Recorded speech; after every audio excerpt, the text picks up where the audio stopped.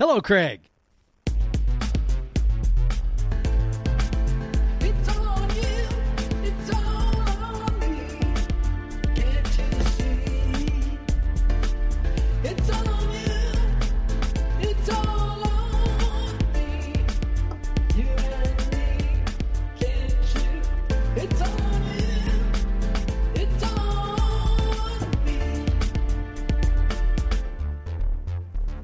Craig.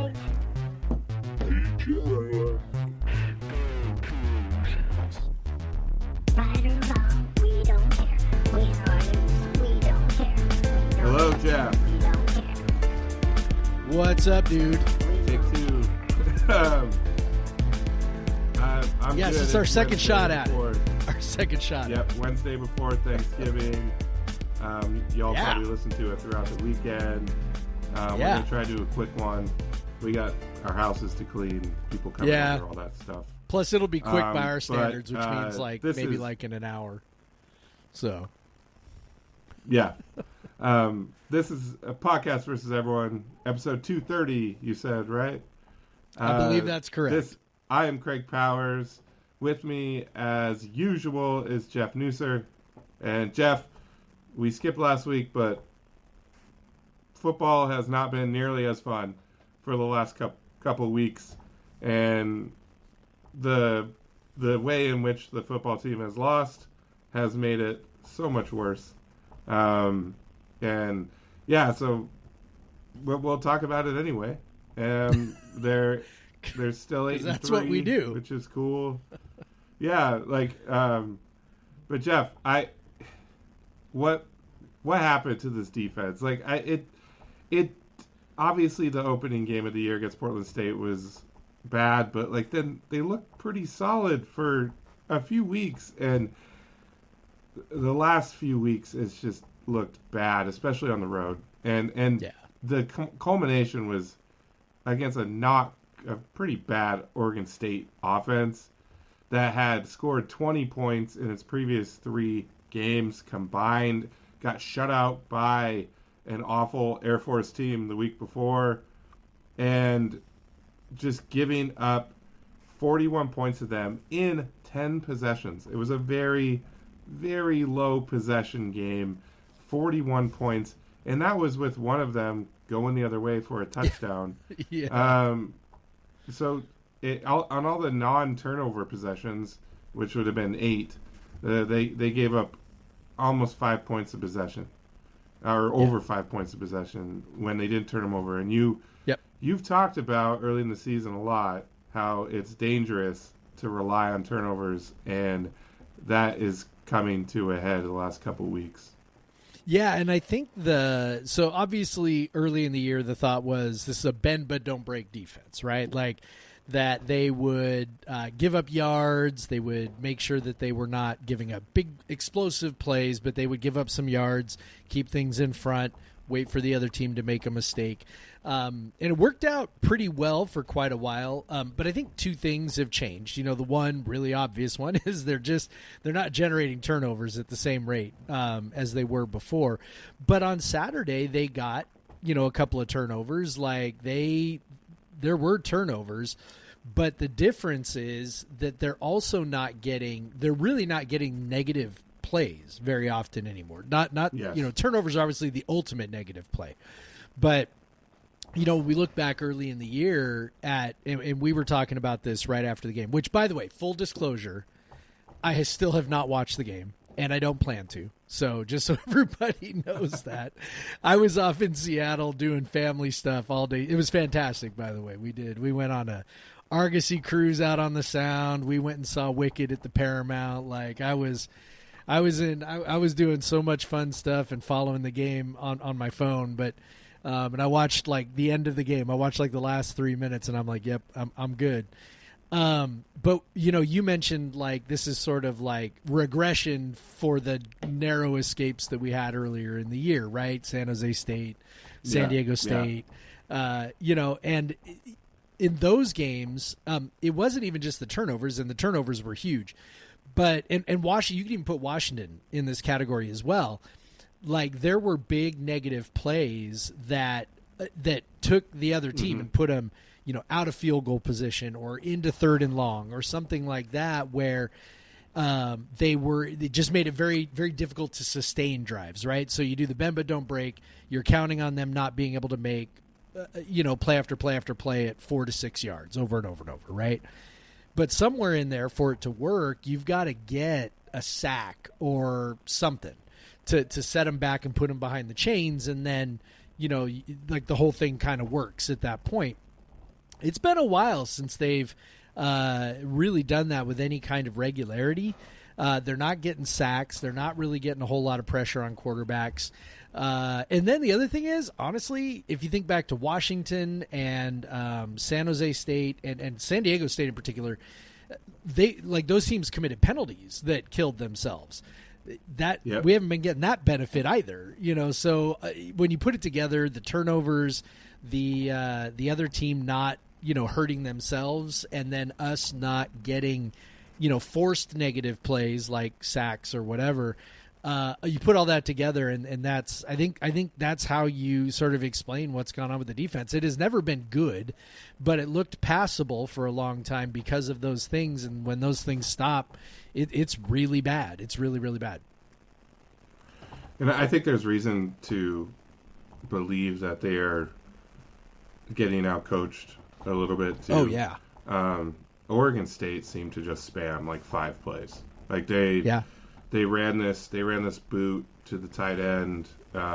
They ran just the one thing that WSU could stop decently was this plain handoff to the running back, off tackle, whatever. But if they were running these end arounds with running backs and receivers a lot, those were killing us. Obviously, they killed us against New Mexico as well. A lot of play action boot. Like it was just, and then a mesh. They killed us with our own game. Just huge amounts of mesh, which for mesh to really work, you gotta be protected. That takes very long to develop. Like if it's allowed to develop, there's always a guy open in mesh, and that's an issue when you have this team that just is not putting pressure on the quarterback. Sure, run mesh, and it would seem like, and then eventually the corners would get picked off, or they just couldn't chase anymore, and repeatedly, Oregon State was able to get in the 3rd and shorts, 4th and shorts, and go for it. They go for it as much as anyone does, which is smart, honestly, given how they play. But it was so weird. It was almost like we were resigned to giving up those 1 yard downs, because, and you wouldn't have seen this, Jeff, because you didn't watch the game, but there was many people that were like baffled at how we were lined up. There was no one lined up on the A gaps, which is the gap to either side of the center. No one lined up over the center. There was the linebackers were set farther back than you would expect, like 5 yards plus back, on a 4th down and 1 or a 3rd down and 1, where it's pretty obvious the other team's going to run the ball. It seemed like they're like, okay, we're going to give up this 4th down, but we'll go through another set of downs, and we'll hope for that penalty, we'll hope for that sack, we'll hope for that interception. And they just were afraid of getting, play action burn down the field or whatever.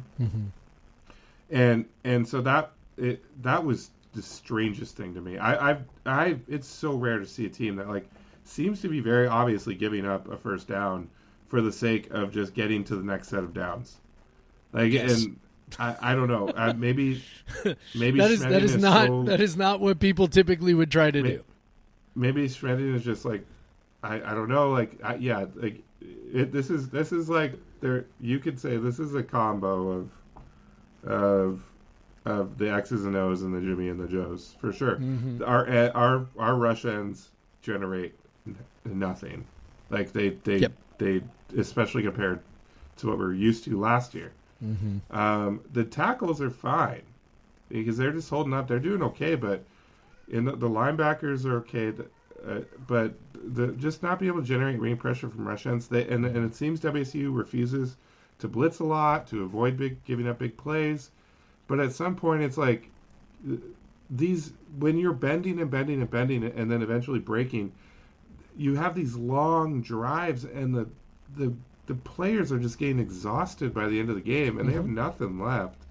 Because the way our offense goes, we do have some long drives, but we have some 3 and outs, and we have some really quick strike, big play drives.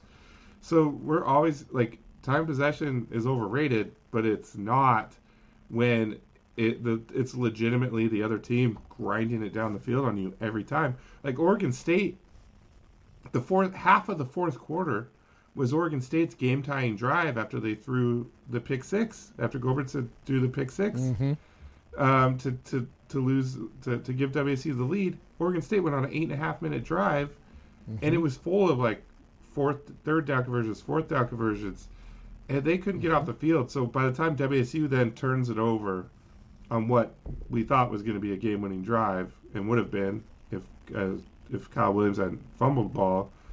Really unfortunate. Guy's having a great game, having a great season to that to happen, but he did. He fumbled the ball, trying to make a play. But I mean, we all were like, okay, it's game over. And in fairness, the defense, they gave up like 11 yards in 7 plays or whatever on the ensuing possession, Oregon State. But then you have Oregon State's kicker hit a 55-yarder, which is a bummer. Like, could you just miss the damn field goal? I know. To bury a 55-yarder, like, thanks, buddy. Real gutsy play by Oregon State, 4th and 6 midfield, to go for it, knowing if they don't get it, they're giving up the ball. But, I mean, nothing to lose for them. They needed to win to keep a chance at bowl eligibility, although they're playing at Boise State. Good luck. But yeah, it was I felt like they had to go. I don't think they would have fared as well in overtime as we would have. No. Well, I think that was a difference from what I noticed. Now, I did follow the game, play-by-play, scoreboard type stuff.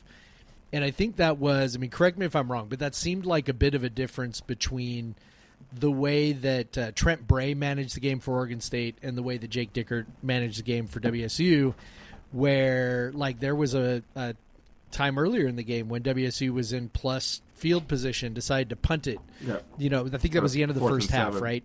Yeah, decided to punt it I think so. And pinned them inside the 10, I think, and then, however many minutes later, Oregon State was back in the end zone, right? Like, sometimes it's hard for coaches to recognize or cope with the reality of their situation with their team. And Jake Dickert long ago should have recognized that this defense can't stop anybody, and every decision that he makes going forward should be in service of the fact that the defense can't stop anyone. And instead, you've got these situations where, you punt the ball to him thinking, oh, well, we'll back him up. And then, of course, they're just back in the end zone again. And then you've got, like you said, Oregon State, Trent Bray does sort of the opposite. He's like, we're going to go for this because I'm not sure I like our chances in overtime, our offense against their offense type situation. And, I think that would, and you also take control of your own, for lack of a better term, destiny, right? Like you are in control. Right. And this is why I'll never understand all the folks who, bitch and whine about teams going for it on 4th down or whatever. It's like, man, like, I don't know, man, the ball's in your hand. Like, go make a play and go do the thing. And Oregon State obviously did that. And then, paying us back for, what was it, San Jose State, right? Where Dean hits the big long field goal, and this time it's us on the ass end of the big long field goal, and just to kind of hit on turnovers one more time, like there are two fumbles there in the last 2 minutes, right? One by us, one by them. Both of them get recovered by Oregon State. Either one of those go the other direction, we probably win the game, right? So, they both bounced in the wrong way to the wrong team, and, you go 0 for 2 on those fumbles on the ground, and you end up losing the game. So, again, just the danger of playing a game where it's close again, close. And, they had a chance to kind of put some separation, and every time they had a chance to put some separation, they didn't, and you end up losing another close one, which I don't know, man. Like, how are you feeling now about having lost both of these games? I mean, obviously we were flying high thinking, okay, maybe we got a chance to sneak our way into the CFP at some point. And, if we'd won those 2 games, I think we'd probably be kind of right on the doorstep of the CFP right now. Instead, now we've lost, 2 games to 2 teams. I think we can agree just on the whole less talented than us. I mean, you kind of mentioned coaching and all stuff, but also the other thing is in the grand scheme, like if we're talking like 1,000-foot view, right? Like these losses don't really change a whole lot, provided you beat Wyoming. Now, like all bets are off if you lose to Wyoming this weekend, but provided you beat Wyoming, you're going to finish 9-3. You're going to be in one of the top 3 Pac-12 bowls, which is where you probably were going to be anyway. So it's this really weird dynamic for me where it's like, I feel like I ought to be devastated, and I was pretty pissed on Saturday, but also I'm kind of like, it doesn't change much materially. I don't know. Like I'm kind of dealing with these conflicting feelings. Yeah. I think what changed it was New Mexico, because that drops you out of any conversation right. for the college football playoff. Yeah, if they would have won these last 2 games, if they're swing 4 points the other way, they're probably 13th, 12th, around there. Like the way things have really been shaken up, and they're in the like constant annoying debate, and we're all like going to be hooked on watching those stupid debate shows just because they're going to be talking about Wazoo constantly, but it didn't happen. This team was playing with fire all year against teams they should have beat, and they got burned. These fuck around, find out. They found out the last 2 weeks. The defense against New Mexico, at least you could be like, well, that's a pretty talented offense. Yeah, like they've been putting up points on people, but the defense, like just the infuriating one is Oregon State. Just to give that up, the way Oregon State had been playing offensively all year, just that's ridiculous. Like again, Gulbranson, who's barely ever been able to make the field for 4 years, and honestly like didn't play that well. Like we were just making it too easy for him. He didn't even miss a pass until the second half. Like that was frustrating. But yeah, now moving forward, Wyoming, another abjectly awful offense. like this is way worse. Worse than Oregon State. Yeah, worse. Like this might be among the many terrible offenses we played this year. This might be the worst one. Like they are terrible. They are 129th in offensive success rate, 124th in EPA, meaning they are neither consistent or explosive. They don't do anything well. They are 120th in rush success rate, 129th in drop back success rate, the 128th overall in EPA offense. Sorry, 124th margin. Their defense is not good. They're 115th in defensive EPA. But honestly, as bad as the defense has been, this is like a stress test in the other way. Like if you give up points to Wyoming, you're very down bad.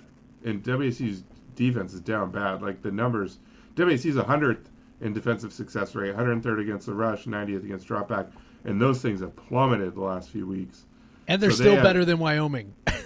And they're still better than Wyoming. Now that WSU's offense has actually been playing well. WSU's offense played really well against Oregon State.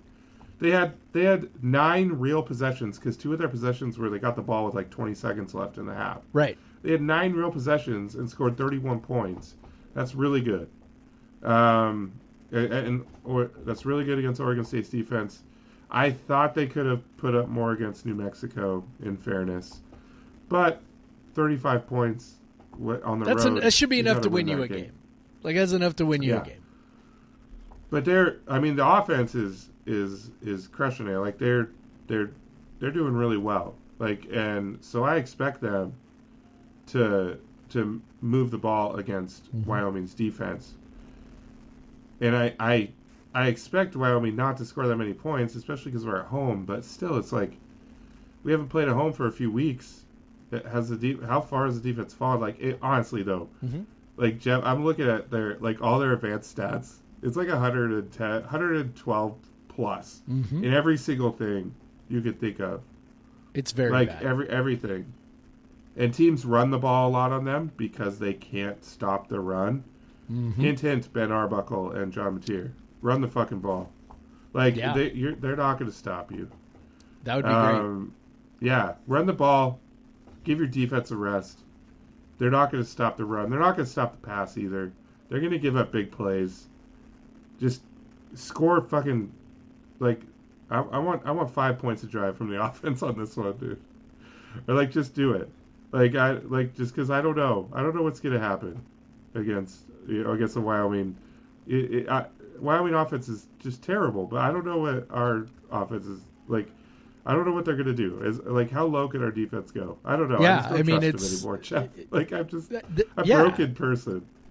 I mean, like, I think they're broken too. I mean, you kind of listen to some of the comments after the game, some of the ways they talked about what it was that happened during the game and the way they talked about being, communication being bad or being out of position. And I don't know how much I believe all that stuff. Just in the, like, I don't think anybody's lying. I just think that, like, is this really going on, or are they just like grasping for answers? Right? Like, is this sort of stuff you say when things are going bad? And that's also pretty damning in a 11th game on this. Either way, like, it's pretty damning. How are you still out of position in game 11? It's not like it's been most of the same guys playing. Like, we haven't had a ton of injuries on defense. No. Yeah. I don't know how bad it can get. I do know that the stadium is going to be empty. They're literally giving away tickets. Yeah, giving them away. As a season ticket holder, if you're a season ticket holder, even if you only have one, they give you 2 season tickets. And since I'm up in the club, I got 2 free club tickets. Yep. And still, like, I'm trying to give them away. And yep. I can't even find people. I mean, there won't be any students. And this is like we've known the time of this game since the season started. This wasn't like, oh, we don't know what time it's going to be. This one was set. And now, if we're 10-1, probably a little bit different. Like the chance to see an 11th win, all that, which we've never done in the regular season before. All that. But yeah, I think the team started with less. There was less enthusiasm. I mean, there was no sellout against Texas Tech. And once that happened, once Texas Tech didn't sell out, that was like a harbinger of things to come. For sure. Because like, Hawaii was homecoming, and, homecoming's usually a near sellout. That wasn't near sellout. Utah State was pretty sparse. I think just around 20. I mean, I said at the start of the year, like, what's going to be the attendance? We could probably go back and find it. Like, of that Wyoming game on November 30th. I think I said over under 15,000, and you said, oh, I don't know. I think we both go under at this point. Oh, for sure. I'm sure the announced attendance will be something more than that, because they always do tickets sold instead of butts and seats. But yeah, it's going to be. I have never seen them be a small number. Away tickets, like literally give away tickets before. I mean, they've done specials where it's like buy one get one or something like that, like 50% off or whatever. But no, like I think BECU had a thing too where they were just giving away some tickets as well. Like it was just like. They're just trying to make sure the place isn't completely empty. Which, I mean, honestly, I respect that. I'm going to be honest. I respect that. Yeah, just trying to get some people in there for the players. Man, it's senior day. I mean, if I lived anywhere nearby, I'd probably go. You invited me to go, but we got like a lot of people. Playing a game in Pullman that weekend is tough. I mean, We got Friendsgiving here on Saturday. Like, we got a whole bunch of people coming over. I'm sure I'm not the only one. I'm sure there are lots of people who do things on the weekend that make it tough to get to a game. And then it's at 7:00, right? Like, that's the other thing. It's at 3:30. Oh, it's at 3:30. Oh, my bad. Sorry, my bad. So that's a big thing. It's like, we've known all year this was a 3:30 game. That's true. I thought that would help. Yeah. No. Nope. I'm taking my 3-year-old. She's very excited because I took my now 7-year-old a few weeks ago, and so she's been every day. She's like, "Dad, we going to the Cougs game? Or we going to the Cougs game?" And like, well, I'll say, "Yeah, we're like, Dad." Like, my wife will be like, "Daddy's taking you to Pullman," and she's like, "No, Daddy's taking me to the Cougs game." Like, okay, we won't argue with you. We won't argue with you. No, Cougs nothing good comes game. from arguing. Yeah. I think she actually like watches the sports more than my 7-year-old does when in person, so I think she might actually enjoy it a little more, although it's going to be quite cold. Yeah. You have to bundle her up. Shall we predict? So let's score predict this thing. Score predict Wyoming at Wazoo, November 30th. So Jeff, what do you high got? action. Woo! All right, so I got so the line on the game is 17.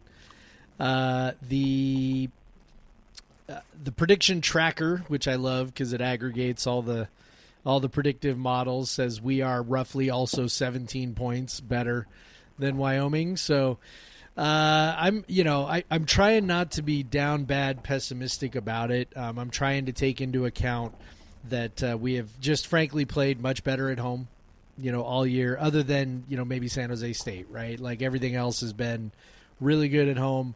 I think they're going to be very excited to be at home. Cooking against San Jose State. Yeah. And I think that I don't think the crowd is going to, I think the crowd is more of a bummer for the other fans who actually go than it is for the players. I mean, I do think players can feed off a full house, but I don't think it's a thing where they look around and go, "Man, can you believe how empty this place is?" Like that. I just don't think that's generally a thing, for players. I mean, they've played in plenty of stadiums this year that have been, 2/3 empty. I mean, you were at one of them. So it's like, I just am not sure that that's as big of a deal. So I think they're going to be okay. I'm thinking somewhere in the neighborhood of 3 touchdowns. I'm going to go 31-10. 31-10 Cougs. All right. Little low scoring for WSU at home this year. Late November. I actually don't. Late November. I'm still drinking the Kool-Aid at home a little bit, to be honest. This is not a fun trip for Wyoming. I mean, they have bad weather too, but it's going to be bad weather along the way. Mm-hmm. I'm going bigger blowout. I think Kyle Williams on senior day, 3 TDs. I think Mateer and Parker run all over them. I'm gonna go 45-14. Just want to have a good time, man. Yeah. Just want to have a good time. I hope you're right, because that would be awesome. Yeah, me too. Yeah, I hope I'm right. I hope if you're right too, that'd be great as well. Either one. Either one's fine. I'm gonna have a new appreciation for winning these games again now that we've lost 2 of them. Although the Oregon State one, that was the game that I had way more emotion watching that game because it's a team that we know. Yes, it's a rival. It's a Northwest and rival, a team we've frankly dominated, right? That's I know that's for the last 15 years. So. It's very just at this point, it's we're like those assholes. We're like, you can't fucking lose to Oregon State. Are you kidding me? Yeah, seriously. But that's where we're at with Oregon State. At some point here, when we get after the season, we're gonna have to really debrief just how this going through a season where we were the favorites all year long in the position of, and I understand like it's a little bit of a false comparison, but in the position of Alabama, Georgia, whatever, playing a bunch of teams that you're supposed to beat. Like, we have literally never been in that position ever. And even in like 97, when it was clear that we were rolling and we were the better team than all these teams we were playing, it's still, you're playing other Pac-10 teams, right? Like, you are like, hey man, UCLA. Yeah, you're playing UCLA, you're playing USC, you're playing Arizona State, ends up beating you that year. Yeah, I mean, so you're playing other, quality Pac-10 teams, even if you're the favorite. Here, it's just like, my God, multiple touchdown favorite week after week after week is just every like, week, like it's crazy. They've been multiple touchdown favorite. Have they been multiple touchdown favorite every game since Fresno State? I think so. I think they were only like 8. I think there's 7 points against Fresno State. It might have started double digits for sure on all of them. Yeah, double digits. Yeah, but at least like I think it might have been like 11 or something against San Jose. So it's just been WC's probably never been double-digit favored in this many games ever. Yeah, and it's definitely skewed our perception of kind of how all this has gone too. It'd be one thing to be like, "Oh man, we had a shot at the CFP and then we blew it," but also like it's another thing to like, "Hey, we have a shot at the CFP and we have the easiest schedule in the country over the last 6 games or whatever." And then to come out of that with a couple of losses, it's very disheartening. And putting the again, this will be a conversation to have after the season's over, while we're filling time heading to the bowl game. But man, like we're dealing with another late season swoon under Jake Dickert, and that is concerning as hell. Like it's happening again. And it's like I don't know why there would be a rational explanation for it. Like it's one of those things where I truly go, God, that's just got to be randomness. It's getting harder and harder to convince me that this is a manifestation of randomness and not some sort of underlying coaching issue. Yeah, when you have like two seasons in a row where they beat good teams at the start of the season. Yep. And then lose to bad teams at the end. End of the year. Multiple bad teams at the end. They beat UW's still a bowl team out of the Big Ten, as they're down, of course, but they're probably even a little bit better than their record. Don't tell them that. Of course, they don't need to be told that. They've been saying that. They don't need to be told that. They already know that. Texas Tech, but it turned out to be a pretty solid team. Yep. Yeah, Texas Tech turned out to be a pretty solid team, and and then now we're losing to New Mexico and Oregon State. Yep. But you know what? We almost lost to San Diego State. We almost lost to Fresno State. We almost lost to San Jose State. So we're just, I don't know. Please don't fuck around this game. Like, just beat the tar out of them. Yeah. Let's go play. Let's not find out. Play a power conference team in a bowl game. Yes. Go play a power conference team in a bowl game, and then maybe they'll care again, and maybe they'll play again, play well again. Yes. Yes. Jeff. So we've done that. We talked about football. We're all sad now. What are you drinking to deal with that sadness? Well, I would say let's get happy drinking beer, but I tried to find a beer that went with thematically, right? We always try to go thematically to find beers. So this beer is from Holy Mountain. Maybe you've heard of it. It's a brewery in Seattle. I think that maybe you've been there a couple of times. This one is Monument to Ruins Pale Ale. I think that the title of the beer speaks for itself. So I'm not going to elaborate further on that, but the beer, of course, as all beers from Holy Mountain are, is delicious. Very hazy, very tropical. Still a style of beer that I love, and when it's done really well, it's still a style of beer that I find very pleasing. So, yes, it's good. I like it. How about you, man? I honestly get down with the hazy pales more than the hazy IPAs. I don't know, like the IPAs can get a little too sweet little too, I don't know, like, but the pale, hazy pale, still excellent. And funny enough, I'm also having hazy pale ale. I did not go with theme at all. I just got a beer that I knew that I thought was awesome, and I figured you would also think is awesome, because we both love Sean Kemp. And like we do. Sean Kemp, like I had a shrine to Sean Kemp in my 5th grade locker. 90s Sonics forever. So like just yeah. So this is it is fashion in collaboration with Sean Kemp and with, I believe, a charity called Community Gardens, which I don't know what it is. And it has, there's actually there's 2 different cans. The other one has like Kemp wearing like a guy wearing like a Kemp shirt, which kind of looks like Kemp. But this one is, you can see it's like Kemp facing the other way. You can see the back of his jersey. It's the early 90s style jersey. The only proper jersey. Youngest, by the way.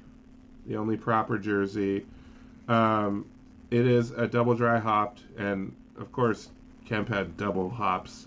It is true. Pale ale, Mosaic, Freestyle Motueka, and Freestyle Nelson. I don't even know what that means. They have sounds awesome. Stumped me. I don't know what freestyle hops are. But yeah, it's really solid. It's very good. It's just a nice little drinker, little hazy pale ale, easy to drink, goes down, crushable, just like 5.5%. Not gonna get hammered. 5.2. So yeah, I saw this at Peaks and Pints today, and I was like, whoa, I'm gonna drink the Sean Kemp beer. That's fantastic. Yeah. The Rain Man. It's called Rain Man, by the way. It's called Rain Man. I didn't even say what it was called. Yeah. If I could get this off the wall, like over on this wall over here, Sarah, for my birthday, I don't know, a couple of years ago, got me this pencil artist that does these pencil drawings. He takes a photo and he turns them into pencil art. And it's a Sean Kemp dunk from the dunk contest, the free throw line dunk. And it's signed by both Kemp and the artist. I don't know if you've seen it. I can't remember if you've been over here since I put it up, but it kicks ass. And I would show it on the screen, but I can't get it off the wall right now. Yeah, I have I'm just like notoriously hard to shop for Christmas, and so one year I just was like, I said to my wife, I'm like, give me a pair of Sean Kemp Reeboks. And she bought them for me, and she's like, these are like the ugliest shoes I've ever seen. And I got kind of mad at her. I was like, look, when I was growing up, we were poor. Yeah. I got off-brand shoes all the time. Yes. And all I wanted was these damn Sean Kemp shoes. And they're like the ones from like 95, 96. So it has like the green and garnet on it. Little hints of it. And so I was just like, she felt so bad because I was like, no, like these actually, I don't even need to wear them. They like mean so much to me to actually have a pair of these now, because I would have loved to have a pair in 1996, but I had like Turn Tech or whatever the fuck Big Five brand was, right. With the 4 stripes shoes or whatever. Yes. But yeah, like where they try to hide them in such a way that it looked like 3 stripes, right? Yeah. Yeah. Like there's actually 4 if you look real close, but just like a passing glance, it'll look like 3 stripes. Shout out to anyone else who ever had Turn Tech shoes. Oh, hell yeah, dude. Right here. But yeah. We shop for shoes at Big Five for sure. Jeff, oh yeah. The fucking day before basketball started. Oh crap, I gotta buy you shoes. Yeah. $25 budget. Like, let's go. Yes. Big Five will take care of us. Yep. It's only got to last you for a few months, Craig. Yeah, exactly. He's like, you're going to grow out of them anyway. Yeah. Which was probably true. Yeah. But, yes, it was true. But Dad wasn't the one who had to get made fun of for wearing the fucking random-ass Big Five shoes. So, sorry, Very Dad. true. Sorry, Dad. Yeah. But yeah, anyway, so we're trying to pat through this basketball. We'll talk a little bit about basketball. The women's team got obliterated by Iowa after like a strong first quarter, but then that was rough. That was rough to watch. They were struggling to score. Just don't, but whatever. They have an easy game coming up. I still think they're going to be a problem in the West Coast Conference. Gonzaga's not looking that great, like as good as people thought. They have a real shot to win that league and go to the tournament. And I'm excited for that. So whatever, got obliterated by Iowa. A lot of teams, that's a tough place to play. Even now that Caitlin Clark's gone, they still have a rowdy fan base. But men's basketball, we won't talk too much because one, there's a game tonight, and so it's going to be so irrelevant. And by the time you hear this, dear listener, the game will be over. Yeah. The big thing is what we'll be interested in watching their game against SMU is how are they going to handle this playing a top 100 team without Cedric Coward, and then we need to know how bad is Cedric Coward's injury, which he seems to have hurt his shoulder or something in practice, and he's out at least the 2 games at the Acrisure Holiday Invitational. Unfortunately, out against this SMU game, which is sure to be at least a quad 2 game, and then they have coming up Nevada and Boise State, back-to-back quad 1, almost guaranteed quad 1 games. The two of the 3 biggest games in the. I mean, you're looking 3. There's three of their 4 biggest non-conference games all in a row, and their best player is hurt. Maybe second best player, depending on how impactful Cal Meese is on a given night. But obviously, Coward is an NBA level talent, and he does so many things offensively and defensively for this team. It just sucks, man. And they're already down like a backup guard in Wilson. It's just why this really looks like a team at full strength that can push for an NCAA bid, which is not what I thought they were before the season. But if you don't have Coward in there, I just don't see how that goes. But we'll see how they play against SMU tonight. Yeah, I mean, I think we saw it anybody who stayed up late enough anyway, saw it against Fresno State. Fresno State's quite bad. That's a really bad team. And Fresno State took themselves out of the game in a lot of ways. They really couldn't hit a shot. We played solid defense as well, but it was pretty obvious as to why Fresno State's not really a very good team. Where the impact came was not in the final score necessarily. I mean, maybe the margin, but not the outcome was never in doubt. Where the impact was felt was just kind of the way that the game unfolded, the sorts of things that we were able to do on offense or that they were able to do on offense that would be changed if Coward is on the floor. And then beyond that, it just really first of all, there's no like-for-like substitute with a guy like that. No. So you take and you put Isaiah Watts into the starting lineup. Isaiah Watts is nothing like him at all, other than nominally being a guard. He's a 6'7", 2-3 wing. Right. Isaiah's a 6'3", shooting guard in a point guard's body, right? So. Yeah. So what it does is it changes the calculus in terms of the way you defend. It changes the calculus in terms of how you attack. Coward can post up. He can score at all 3 levels, right? He can post up around the basket. He can hit the mid-range. He can shoot the 3, being, 6'6", 6'7", with these 7-foot enormous arms, right? Nobody else on the roster can do that. That's why he's such a good player. And so the question becomes, all right, so now you lose him, you lose what he brings to the table, but also, you obviously can't replace somebody like that, but what does it do for the way that you strategically try to go about winning a game, offensively, defensively? It really kind of messed up the rotations really bad, trying to figure out who's going to play with whom. How small they get, because we are a really big lineup with Calmise at 6'3", and then Coward at 6'6", and then Lawan Watts at 6'6", and then 6'10", 6'11". Like, that's a really tall lineup. That makes a huge difference defensively. And now all of a sudden you're like, okay, well, you go to Isaiah Watts, who's shorter and skinnier. Maybe you go to Case Wynot or whatever, but he's inexperienced, not as that. It just kind of made this whole mess. And so, we don't know how long he's going to be out. We do know that the team is much worse off without him. And maybe they adjust. Maybe they figure out ways to attack. I know it certainly seemed like Riley was kind of trying to figure out which buttons to push in that game. Maybe that's just sort of the extent of it, that once he figures out which buttons to push with the personnel he's got left, that they will look and play a lot better.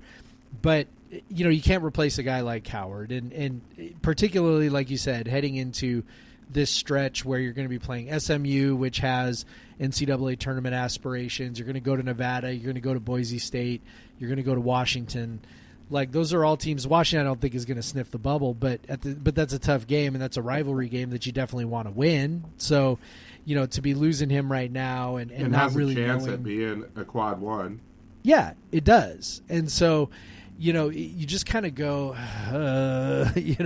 this is when it's not that they won't have more opportunities, because they will. They'll have, games against, obviously 2 games against Gonzaga, 2 games against St. Mary's, 2 games against San Francisco.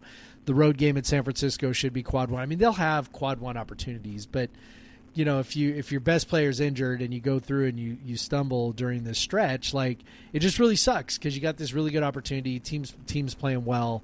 There's no reason to think they're not going to keep climbing into that conversation, and then to have it undermined by what appears to be sort of a freak injury is a super bummer. So hopefully we get him back sooner rather than later. Like on the broadcast, they were saying, like, well, he's out for at least this game. I'm like, I have a hard time believing, 20 hours or whatever it is from one game to the next. I have a hard time believing that's going to be the difference. I guess we'll find out. But, if this team can somehow figure out a way, we look at that stretch, like SMU, Nevada, Boise State, Washington. If you win 2 of those, you're doing all right. Like, if you beat, let's say you win the games against the 2 worst teams, SMU, Washington, you lose to Nevada and Boise State.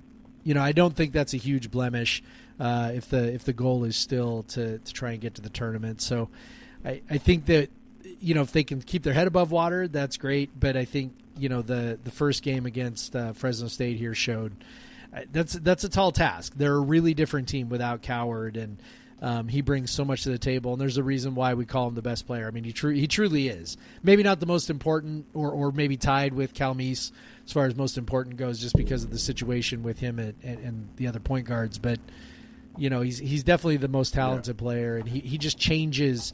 He really does. He changes the geometry of the floor on both offense and defense, and you just can't replicate that. And he was the guy that could be playing at any number of Power 5 schools this year. But he's at Wazoo, and he's definitely been fun to watch. He's so fun to watch. That's why I hope he comes back soon. He's so smooth, effortless at times. Yeah, seriously.